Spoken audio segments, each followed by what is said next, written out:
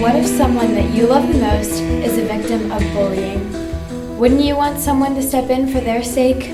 In order to stop bullying, you need to take action. Tell someone, report it, have a voice, step in, do something. The thing about bullying is that we can't change the bullies. What we can do is just walk away and ignore them. If you're a bystander to bullying and you want to stand up, you're not alone.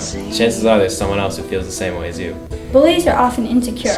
They build themselves up by tearing others down.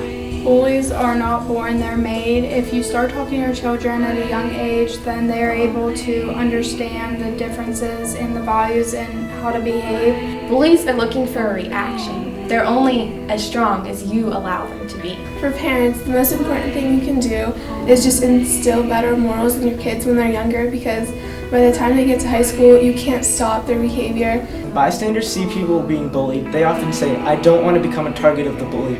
So they do nothing and just walk away. What you have to think of is what to do to help the victim when they're not being surrounded by the bully. Just provide moral support to the victim, because a support system for the victim, no matter who it is, will always provide help. Even the strongest people need someone on their side every once in a while. One day you could find yourself in that situation. Wouldn't you want some support on your side? The more people who stand up to a bully, the better chance you have of the bully stepping down. So, if you're a bystander, don't wait around for someone else to do something. Step up and other people will follow. When it comes to stopping a bully, you'll always find strength in numbers. I was sitting in class one day and we were reading The Miracle Worker. It's like a Helen Keller story, and my English teacher goes, Helen Keller was deaf and blind, and we're gonna read about, how she'd gone through her life. And this boy is sitting behind me and he goes, "Oh, we have a Helen Keller girl here with us in our classroom." I turned behind me and I was like, "Really? You really said that in front of me?" And I was so offended. I went up to my teacher at the end of the day. I was like, "Did you hear what he said about me?" He said that we had a Helen Keller girl in this class, and he applied it specifically to me because I was deaf. And then my teacher said, "Oh, I didn't hear what happened.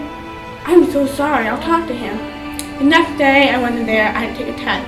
She told me later that day, she said, "I talked to him in front of the whole class. I pointed him out, I made him obvious, and I said, 'You told Rachel,' you said, 'we have a Helen Keller girl here with us in the class.'" And the boy was so embarrassed, he felt so bad. Things didn't go his way. And later that day, he came up to me and he said, "I'm so sorry, I shouldn't have said that." My advice to those who have been bullied is to be comfortable with yourself. The more comfortable you are with yourself, the less you're affected.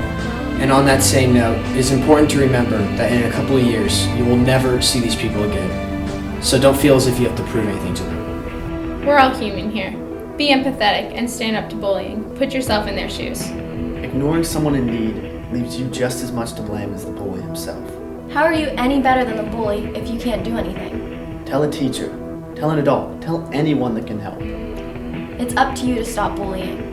Because I was bullied and I didn't like it, I stood up for myself and I was able to protect myself from having this to happen again. Now it's your turn. Stand up for yourself. Prevent things from happening to you.